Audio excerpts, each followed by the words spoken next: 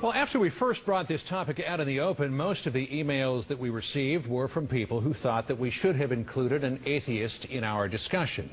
So now we're going to turn to one of the world's most prominent atheists. Richard Dawkins is an Oxford University professor whose bestseller sparked worldwide controversy. The God Delusion argues that belief in God is not only irrational, but it can be deadly. Paula spoke with him just a couple of days ago. Why are you an atheist? Why don't you believe in Thor? Why don't you believe in Zeus? Nobody believes in most of the things that you could believe in. You're an atheist with respect to the flying spaghetti monster.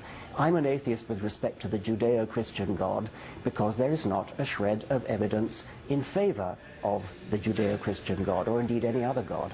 It strikes me that the atheist message is particularly threatening to some Christians because they believe in some way you're trying to compromise their ability to have this stuff out there on the public stage. Is there any public role, as far as you're concerned, for religion? I think people should be free to believe whatever they like, to write whatever they like, to say whatever they like within reason. But the problem is that religious people, I think especially in America and also in the Islamic world, are in the habit of getting it all their own way and are remarkably intolerant of atheists. But why do you think they're so remarkably intolerant of atheists?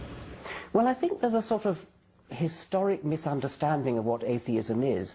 For some reason, people have been brought up to believe that atheists have two horns and a tail. I mean, there are figures that show that atheists are the most mistrusted group in America, which is pretty astonishing considering, as I say, the innocuousness of what they actually are. They're just people who hold a different belief system. Certainly you have encountered people, though, who are intimidated by your message, and that in some way it puts perhaps their own faith in doubt?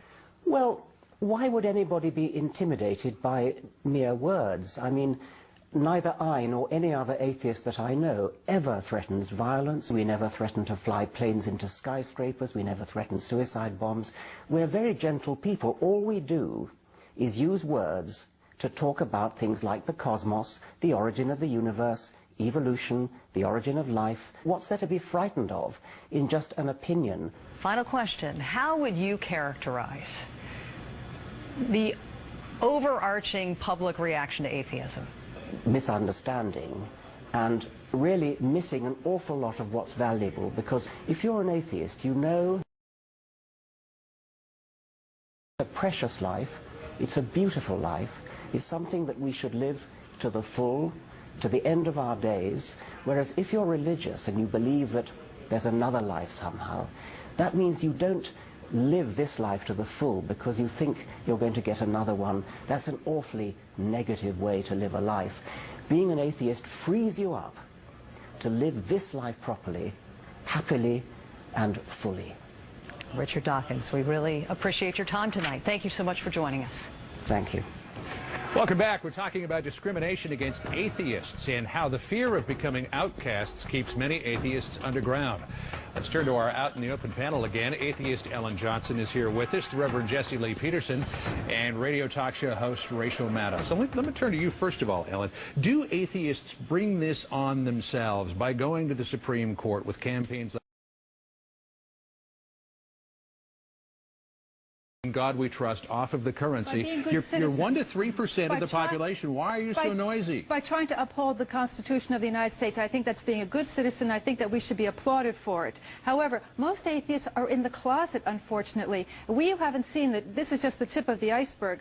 And when atheists start coming out more and more, then we'll see more problems. But what the problem really is and what it stems from is that religion is losing out in America, and the religious know it. There's empty pew syndrome. There's a lot of competition among religions. And there's just a modern life. People are not going to church like they should, so the churches have to go to where the people are. They're going, the military is under siege, the prisons are under siege, the workplaces are under siege, and the public schools are under siege.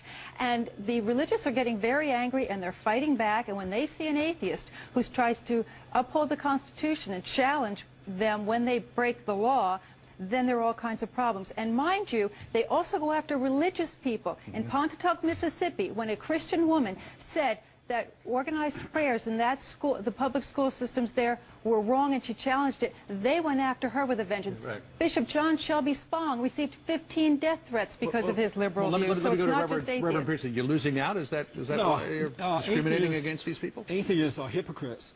What they're trying to do is impose their godless lifestyle upon Americans, and especially upon Christians.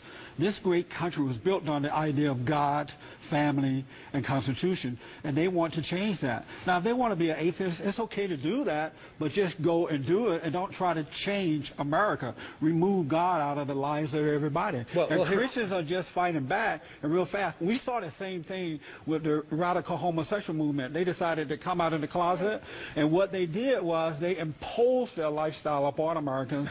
Now they have redefined the family. She was with you for a second, and now you've lost it. Hey, let me just read an email that we got here. This is obviously from an atheist who talks about this idea of who has rights to do what. He writes, quote, "You ask atheists not to impose on your rights to have prayer in school and to have God in the Pledge of Allegiance. Atheists ask you not to impose on their rights to have prayer taken out of school and to have God taken out of the Pledge of Allegiance. On what basis do you assume that your rights should be taken as precedence over an atheist?" Well, obviously, Christians are in the overwhelming majority when it comes to Christians versus atheists, but does the Constitution, Rachel, not only give you freedom of religion, but freedom from religion? The Constitution gives you freedom. Non-religious. So it should be equal rights, yes? You can say that America is a Christian nation in the sense that America is a Christian majority nation, you're right, but we have a secular government, and the way we protect religion in this country, and the way we have become such a religious country, is by protecting religion, by keeping it utterly separate from the public sphere and from government. And so there's, that's not the American way, though. Yes, it is. We have Christianity in the public schools first. We're running out of time, so make it quick. There's not equality among religions under the American government. There is freedom from religion. Freedom from religion is what we have. Let me ask this question. There is a common perception among Christians, or at least a common case that Christians sometimes make, that atheists, because they do not believe in God, are morally compromised. Are you morally compromised? No, that's just bigotry. They know who atheists are. I have to respectfully disagree with Mr. Dawkins, Professor Dawkins. The theists know very well who we are, and they're not misinterpreting us or misunderstanding us. That's just bigotry. And in order to make religious people feel better, they have to say lies. Where do you get your morals from? Christians get their morals from God, from the Bible, from God. Where do you get yours from? It's not about where we get our ethics from. Where do you get them from? It's a question. Right? No, that's a question. Where do you get them from? The idea that we don't have ethics is not borne out. No one sees that. We're not the ones that are, abusing children. Professionally religious people Are you saying aren't Christians any more are abusing ethics. I've got to call a time out here, folks.